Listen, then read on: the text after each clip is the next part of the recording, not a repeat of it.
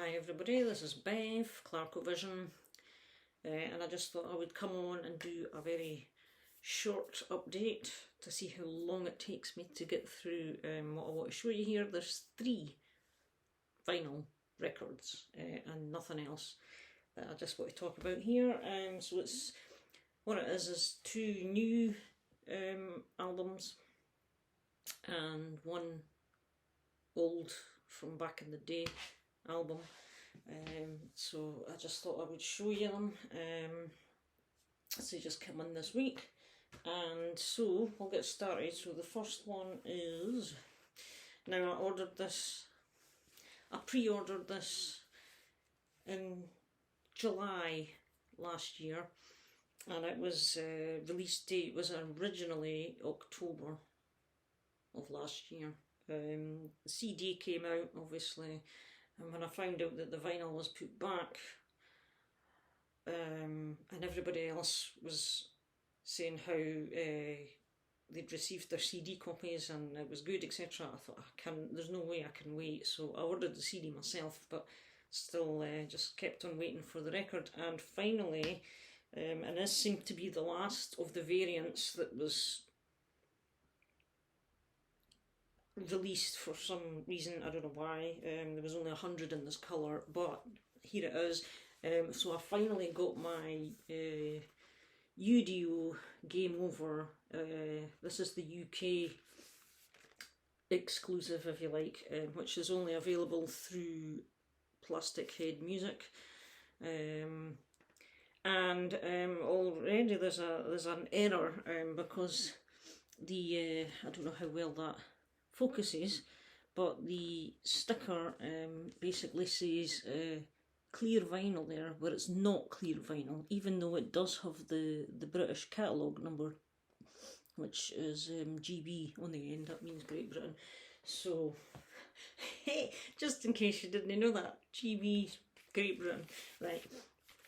So this is actually dark green vinyl, so it should say dark green vinyl on the sticker, but it doesn't. So anyway, finally arrived at last, and I threw this on as soon as I got it. I really enjoy this album, and it's nice having it on the vinyl. It's a 2 LP set, obviously, because there's 16 tracks. And I guess the nice thing about 16 tracks on a double LP is it's evenly split into 4 songs on each side, which is kind of a nice thing. And it breaks the album up a little bit, even though 16 tracks is quite a lot.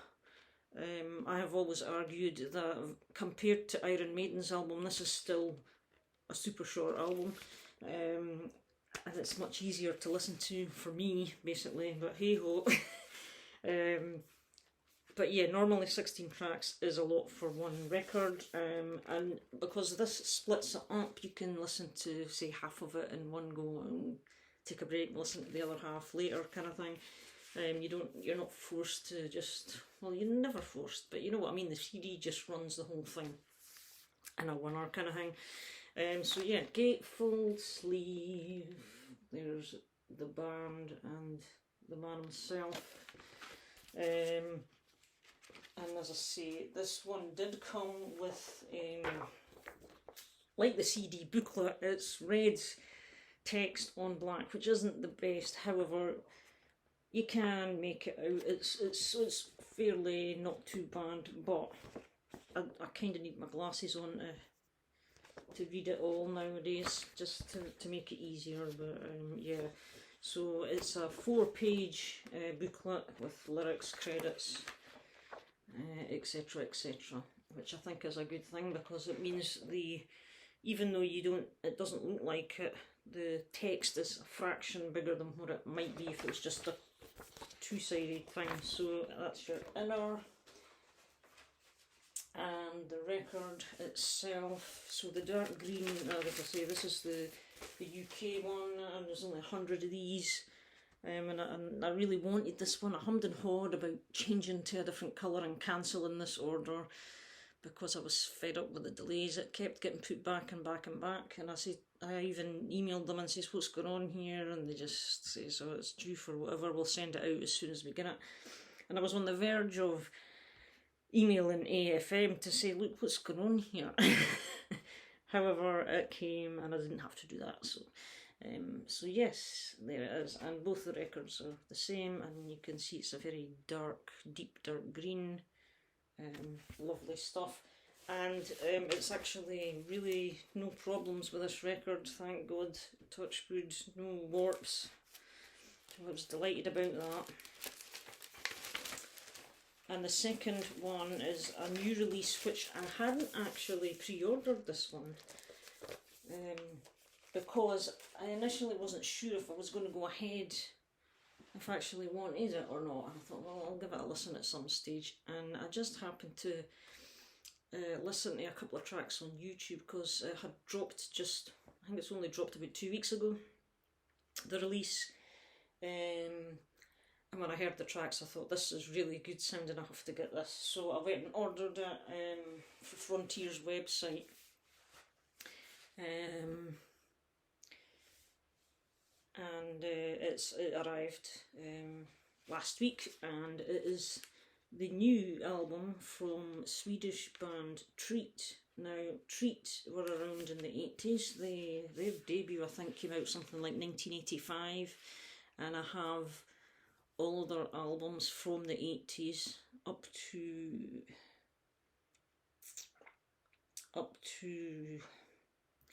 what the heck's it called? It's the blue covered one, and I think it's from 1990. That one. I got all these classic 80s albums, and this is the first of their more recent stuff, because they kind of went away for a while and they came back, and they have issued a few albums this side of the millennium. This is the first one I actually own, and it is The End Game. Just came out a couple of weeks ago on Frontiers, it is as well. Again, it's a double album, 2 LPs and a gatefold sleeve, and it's a nice shiny, and you've got your lyrics and credits here. And that's the band members there. Now, I can't be 100%, but to my knowledge, most of the lineup here, if not all, but I'm not 100% sure, but pretty much most of the personnel in this band are the original guys for the 80s. So yeah, I haven't really followed them all the way through, but their 80s stuff is super quality. It's kind of the melodic hard rock kind of stuff. And this is it, except it's a little bit different to the 80s, but again, it's kind of inspired by the 80s, obviously, as well. It's just modern, you know, and the modern sound, the modern production, and all that kind of stuff. And the tracks are just that little bit different. But so yeah, this is the new one from Treat, The End Game, and it's really catchy, melodic hard rock. Just some good heavy riffs, melodies, you know, just solid choruses. And the singer, the guy that, Robert Ernland, I'm sure that's the original guy, and he's the lead vocalist, and he's got a tremendous voice. He's a really good singer. So yeah, and I was absolutely delighted to have this. So I may go back, well, it is my intention to go back and see what I can find on their other more recent stuff. But yeah, highly recommended for melodic hard rock. Done nicely, correctly, I would say, for the modern modern sound, and its own red vinyl. This is an exclusive from the Frontiers shop. You have to order the red vinyl there, and so it just looks like this. It's not 180 gram, I think it's about 140 or something maybe, but yeah. So that's Treat, The End Game, and both records are like that. Another cracking 2022 release. There's been quite a few good ones so far. So the last one I have to show just came in today. It was an eBay find. And this album, it was something that just came to mind one day. Covered in dog here. Something that came to mind few months back, I came across one of the tracks on YouTube and I thought, oh yeah, God, I've not heard that in a long time. And it was a song I had taped off the radio back in the day.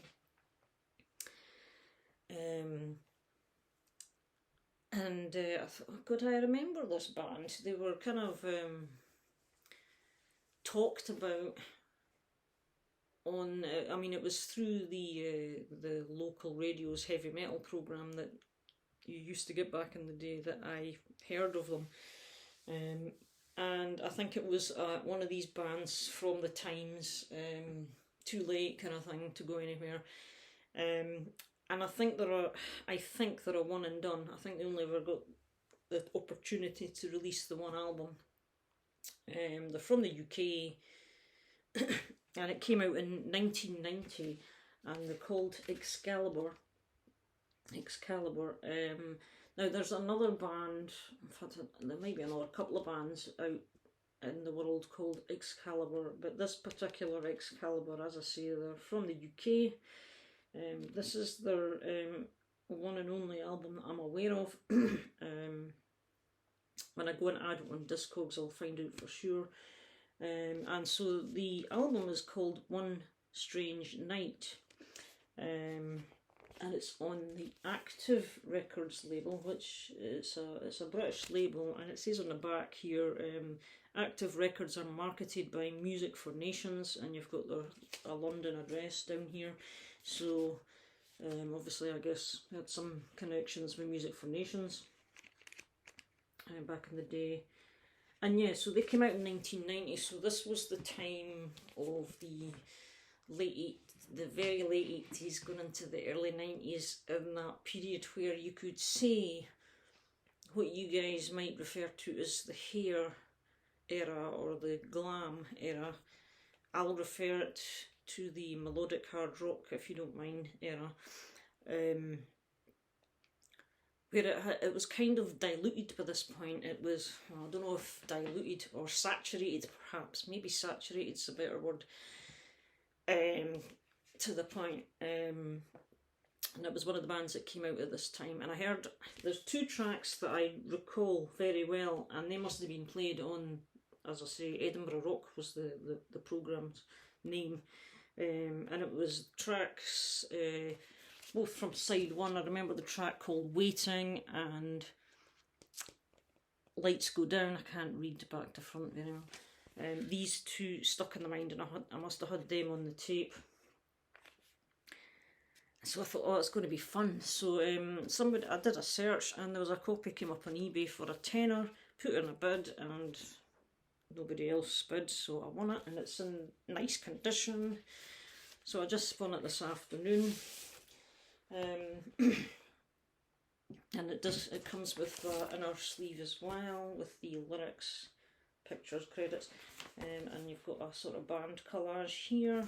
And I was reading the front, and it brings back memories. You get all these names from people in the music media industry, you know, the media side of things. It goes, our thanks go to Tommy Vance, Tony Wilson, Dave Ling, Phil Alexander and Mark Putterford at Raw Magazine, Paul Miller, John Houghton, Derek Oliver and Alison Joy at Kerrang, Steve Schofield and Chris Welch at Metal Hammer,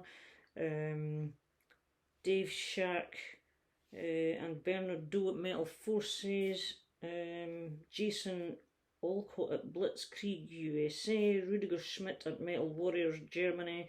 You know, and these are obviously to do with metal media outlets at the time. So and it kind of just takes you back when you think about these things, and the stuff you used to tape off the radio, etc. And now you've kind of, you know, oh, I've actually got this record in my hands now. So yeah, it's basically late 80s, early 90s melodic hard rock. And to be honest, it's a decent album. I wouldn't say it was overly amazing, but it was good to hear those songs. They just brought a few memories back from the time. That is the label there, Active Records. Same on side too, and it's in very nice condition. I'd say it's very good plus. There's one noticeable scratch, but it's really just surface. There's nothing to feel, and a few light surface marks. So it's been pretty nicely looked after.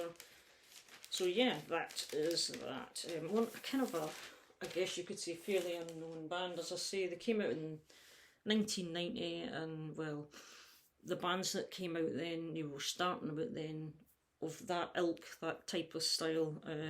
They weren't really going to be, you know, their time had passed in the mainstream, if you like. So grunge and alternative and misery and depression was all coming along at that time. So that was that. So, but yeah, so an interesting wee find of a blast from the past.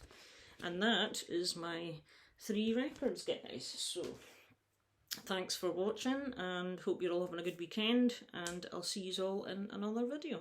Bye just now.